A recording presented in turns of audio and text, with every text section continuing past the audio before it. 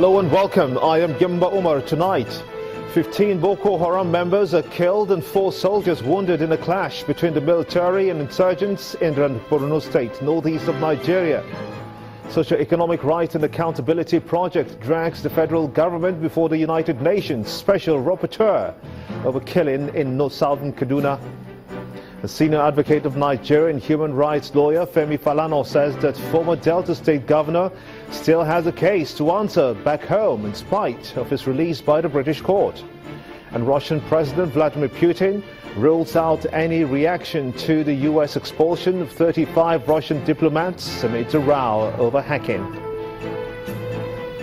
On Business News tonight, Nobel laureate Wole Soyinka asked federal government to make the economy work for Nigerians. On sports news tonight, Chelsea manager Antonio Conte and his Arsenal counterpart Arsene Wenger differ on the English Premier League title race. Hello, I'm Ibrahim Adra, and from Abuja, 24 hours after emerging Speaker of the Abia State House of Assembly, Kennedy Njoku resigns, citing personal reasons.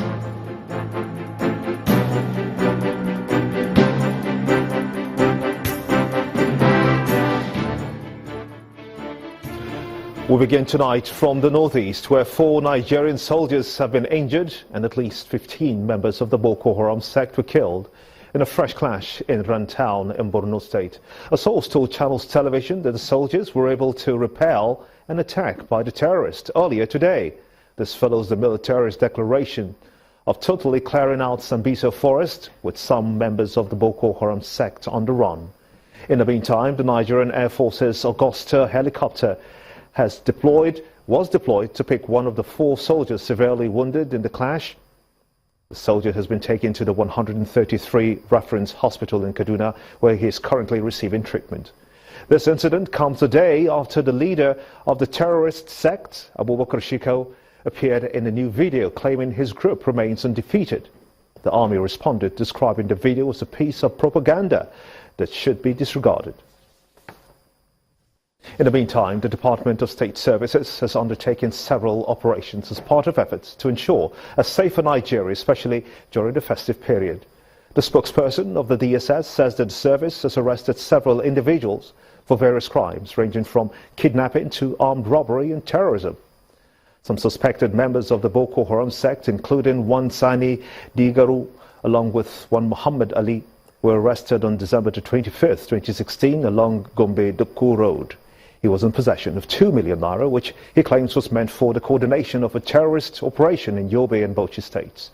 The service also arrested 3 suspected Boko Haram fighters at Dimbude village of Takai local government area of Kano State on November 30th, 2016. In addition, the DSS pledges to consolidate on the successes and affirms its commitment to safety of all citizens, including members of the international community. And still on concerns in the region, a retired military officer and anti-terrorist specialist, Colonel Tony Nyam, is sounding a note of warning on the defeat of the Sambisa forest. While praising the military for the recent successes recorded, he warns that there is need for the authorities to remain watchful as the war against terror is still on. He was speaking on our breakfast program, Sunrise Daily. We must make a distinction. What they've achieved is very much on the conventional warfare aspects in recapturing territories. We must not lose sight that there's the unconventional warfare, which to my humble estimates, we have achieved, I would say, over 50% degrading of the threat, but we're still at it. In other words, with all these terrorists now scattered all over, they will now resort to hiding and going back to these unconventional methods. In our major cities, Abuja, Lagos, Maiduguri, Port Harcourt, and the rest. And in that regards, we all should be very careful, for example, in Lagos. What the military has done so far, good. But it must be realized that fighting counter-insurgency is not only the military that it's not only the military's role. there is, as been said, there is an element of intelligence which the Department of State Security Services, the National Intelligence Agencies, and of course all other agencies have a role to play. We need to also rely more on plainclothes or on uniformed security agencies to complement what the military has done. All I will emphasize is that we should not think that the war has been completely won. We should just keep on improving on the good efforts we have given so far. Moving toward the stories now, the Christian Association of Nigeria is asking Christians in Nigeria and the diaspora to observe the 8th of January 2017 as a national day of mourning in memory of persons who lost their lives in the southern Kaduna crisis. Addressing a news conference in Abuja, the General Secretary of the association, Reverend Musa Asake, says that the killings in southern Kaduna is escalating on a daily basis in spite of a 24-hour curfew imposed on the area. We know that the southern Kaduna has been under 24-hour curfew daily as directed by the governor. Yet, the enemies of the people are still prowling, going from house to house, killing defenseless people without government protection. The security operatives in the area appear to be turning blind eyes to the killings. They only rush to the trouble spots after the perpetrators of the evils had performed their enterprise of killings and destructions of houses and farmlands. We implore the state and federal government to increase their efforts in putting an end to these killings and as well ensure that those behind the killings are brought to book under the laws of our land and those affected to be compensated. Meanwhile, the Socio-Economic Rights and Accountability Project, SERAP, has petitioned the United Nations to prevail on the Nigerian authorities to halt further killings of innocent citizens in southern Kaduna. They are also urging the investigation of recent allegations of the killings of over 800 citizens, mostly women and children, and the elderly in that part of the country.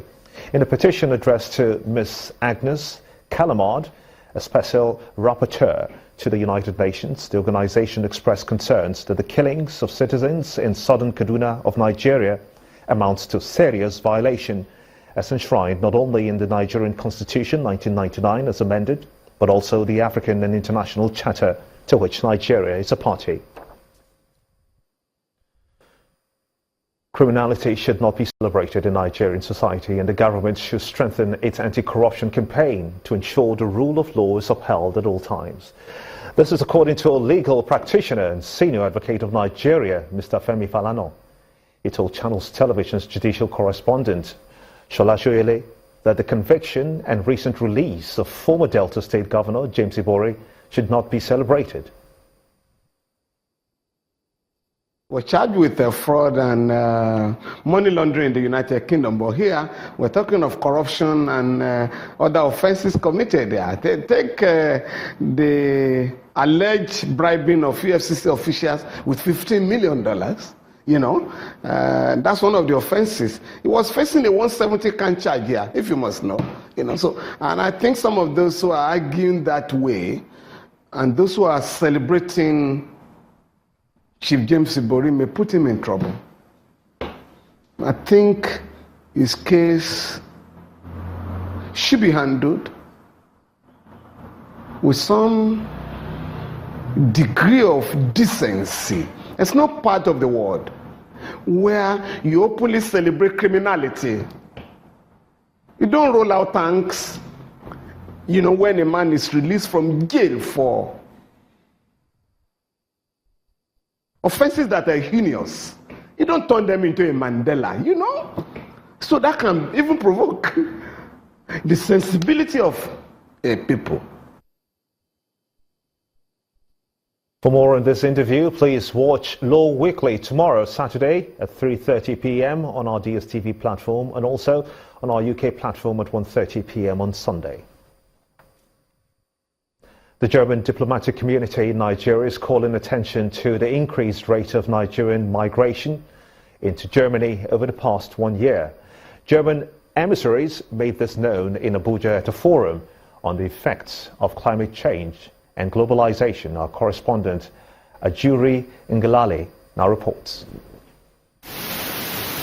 Assessing threats posed by uncontrolled migration into Germany, Dr. Benjamin Schraven of the German Development Institute says that while climate change is a driver of migration, socio-political dynamics are more often accountable for the movement of people from continent to continent. In order to move, to migrate, people are in need of resources, in particular in need of money. And of course, that is what poor people don't have.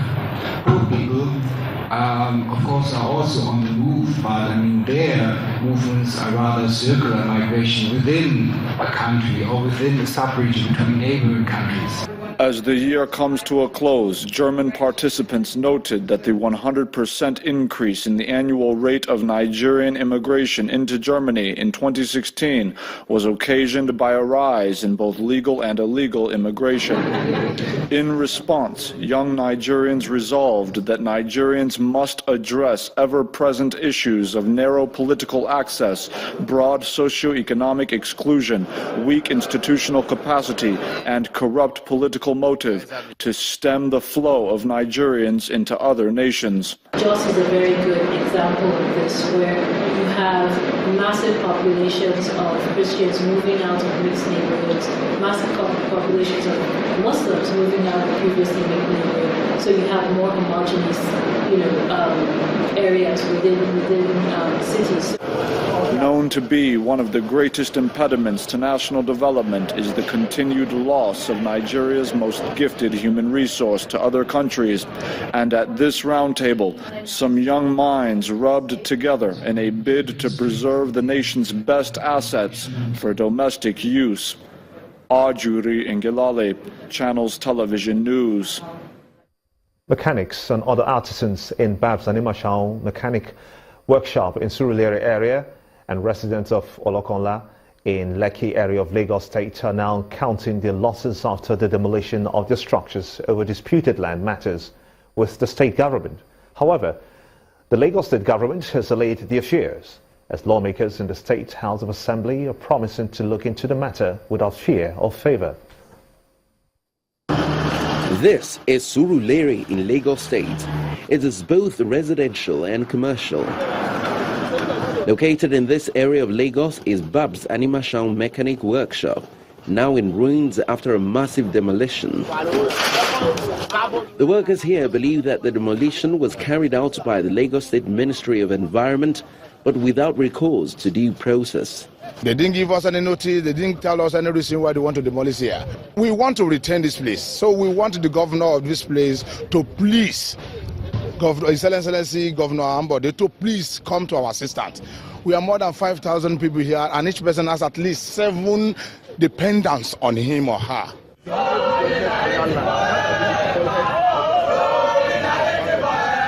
In a similar vein, these aggrieved occupants of Olokonla town in Lekki, Lagos State, are out at the State House of Assembly protesting what they call the unjust demolition of their property by the state government.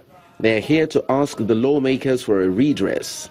We are here to inform and to express our grief to the governor of Lagos State, Mr. Akinwumi Ambode, over the unlawful demolition, over the atrocities that was committed on the 16th in his name, over the undemocratic tendencies that was expressed by officials of the Lagos State government in connivance with men of the Nigerian army. However, the lawmakers assure them that sooner than later, their concerns will be addressed by the authorities. I can assure you, this is an unbiased house. This will be presented to the Speaker and the committee. We have a substantive committee on lands, on environment that will look into it. As it stands, occupants of demolished superstructures in Surulere and Olokonla in Lekki are keeping their fingers crossed with the hope that indeed justice will be served in their matters.